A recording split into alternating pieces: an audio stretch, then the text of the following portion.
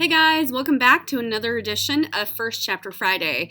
Today I have chosen a book from the Action and Adventure section of the library, and it is called Deep Water by Watt Key. The reason I chose this book is because this author has written a book that is currently on this year's Truman Award nominee, which is Hideout. A bunch of you have read it and said it's really, really good, so same author. And I also chose this one because this is top secret, but this book is on the list possibly for next year's Truman Award nominee. The list isn't even out yet. So this one is a possible candidate. So it might actually be on the Truman Award nominee list for next year. That would be, let's see, 2021 or 20, I don't know. Anyway, next year's Truman Award nominee list, this might be on it. So I have a lot of kids reading right now for the reader selector group, and they actually choose what books are going to be on the next list. So this is one of them. So this book is about a girl. She is 12 years old, and her name is Julie, and she and her dad have a scuba diving company. They live in Alabama, and her dad owns a scuba diving business, and they go out on the boat one day for a regular scuba dive, and they take their guests with them. So they run a boat, and they have people that come and visit and scuba dive, and they kind of walk them through it and tell them how to scuba dive and stuff to look for. So they go out one day on the boat, and her dad doesn't feel very good. He starts to feel really kind of lightheaded, and he doesn't feel like himself. So he stays back on the boat, and Julie has to take this group of people that are on vacation down below scuba diving. Well, things start going wrong, bad, quick. A lot of things. It starts to add up. And tragedy strikes, and Julie doesn't know what to do. And so the whole book, it definitely belongs in the action and adventure section because it is nonstop, page after page, turn the page, because you can't wait to see what happens next. So I'm going to read to you the first chapter. And if you like it, come check it out from the orange section. The author's last name is Key, K-E-Y. All right, Deep Water by Watt Key. Something cool about this, on the very first page here, it has a diagram of a scuba diving suit and all the tools and stuff. And whenever I read this book, I kept referring back to this to see exactly what they're talking about, because I don't know much about scuba diving, but I learned a lot from this book. So definitely, if you check this book out, you'll have to refer back to that picture to kind of see what she's talking about. Okay, chapter 1. The GPS beeped, signaling our arrival at the dive site. Dad slowed our old 29-foot trawler, the Barbie doll, and I sat up and peered through the windows of the wheelhouse. We'd lost sight of land over an hour ago. Nearly 30 miles off the coast of Gulf Shores, Alabama, there was nothing to see above the waterline except for an endless expanse of swell shimmering in the sunlight. But off our port side, I saw a swarm of fish descending in a column through the jade-colored water. So in other words, they are on their boat, and on one side she sees a bunch of fish, and on the other side she sees just water, no land or anything. "You're right, Dad," I said to him. "There's fish all over it." Somewhere in the depths below were 2 Army tanks, government surplus from the Vietnam War. 3 years before, my dad, Gibson Sims, had been hired to tow them out on a barge and push them into the water, where they sank to the seafloor to create an artificial fish habitat. Then, through an unfortunate occurrence that had nothing to do with him, the coordinates were lost and the tanks presumably abandoned forever beneath 100 feet of water. It wasn't until a week ago that Dad found the tanks again. He said they'd attracted barnacles and tiny fish, which in turn attracted larger fish until the tanks were a fully developed reef. Now the reef was home to hundreds of varieties of fish and resembled an amusement park for sea creatures.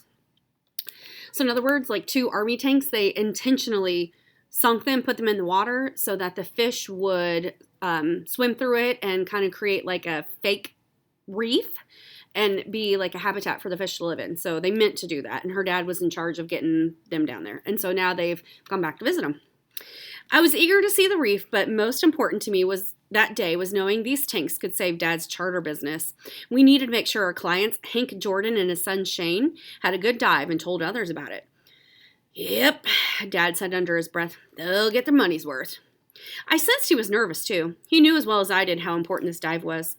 I looked at him. He was barefoot in swim trunks and a faded Madras plaid shirt. His wild gray hair seemed permanently stiff with dried salty water.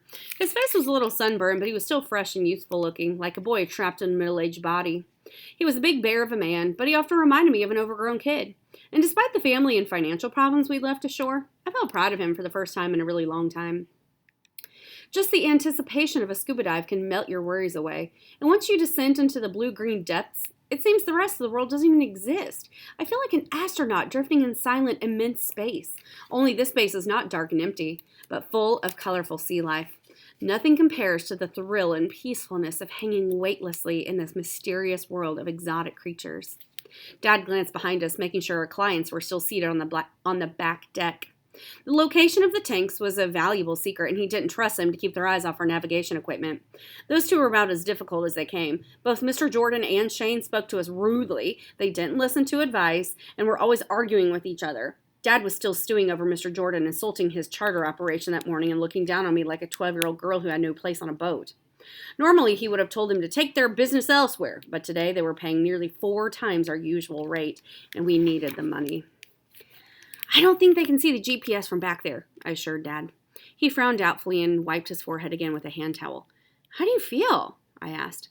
On the way out, I noticed him sweating and wiping his face. I guessed it was his diabetes, and I got him a candy bar, but he didn't seem any better. Dad? I said again. He didn't like talking about his health and didn't seem concerned about it either. I felt like I was constantly having to monitor him. I recalled a dive the summer before when we'd had to surface early because his blood sugar was low and he got disoriented at 50 feet. It was episodes like that which worried me. Dad, are you able to go down today or not? It was over 100 feet to the seafloor, and I wasn't a certified dive master like he was. I'd certainly been that deep many times before, but it wouldn't look very professional to the Jordans if I replaced Dad as their guide. But if something were to happen to Dad at those depths, people like the Jordans couldn't be relied on to help him. Mr. Jordan, excuse me, this is the daughter saying this. Mr. Jordan won't like me guiding them, I said. I'm not worried about what those jerks like and don't like, Dad replied. Those two are reckless enough to get themselves in trouble down there, and I don't want you mixed up in it. Well, I can handle myself, I said. I know, but I can still be worried about it. Dad is the toughest person I know. I once saw him stitch a cut on his leg with a fish hook and fishing line so he wouldn't have to end a dive trip early. I knew if he decided to send me in his place, he would have to be feeling pretty bad. But one of the most important rules of diving is if you don't feel right, don't go down. There are already too many things that can go wrong with a person's body in the depths without adding other complications. I exited the wheelhouse to find the Jordans arguing about their spear guns and who got to take the larger one. Shane was about my age. He and I had been in the same class at elementary school when I lived with my parents in Gulf Shores. That was before Mom and Dad divorced, and I moved to Atlanta with Mom, leaving Dad behind in our old house. Now Shane was taller than I remembered, and he'd grown his hair out so long that it hung almost to his shoulders in a style popular with local surfers. He wore a Salt Life t-shirt, Aftco shorts, and deck sandals, all of it looking like he'd pulled the price tags off that morning. He's smart, athletic, wealthy, and good-looking if you like that type. I don't like that type. Even when we were younger, he struck me as one of those kids who complain about everything like they're in a constant battle with an unfair world when I can imagine they know anything about unfair. Shane's father was a local attorney, but his face was on interstate billboards clear to Montgomery. On the advertisements, Hank Jordan looked tall and young in a trim, expensive pinstripe suit. He held a stern expression and had his arms crossed over his chest like he'd just solved a big problem. What I saw standing before me in a fishing shirt, shorts, and Crocs was a shorter, wrinkled version of the man on the signs. He looked a lot more like an aging weasel. "This it?" Mr. Jordan asked. "Yes," I replied, as I made my way up to the bow. "We're at the Malzahn tanks." That's what Dad and I called them, after the guy who hired us to put them in the water. I unfastened the anchor chain and held it while Dad maneuvered our boat, the Barbie doll, taking it in and out of gear and assessing the current. Finally, I heard him tap on the window glass. I let the chain slip from my hands and heard the anchor plunge into the water. For scuba divers, this basic piece of boating equipment is much more than something to keep us moored in place. It's our guide to the seafloor and our lifeline back to the boat. I leaned over the railing and watched the white rope stream into the depths.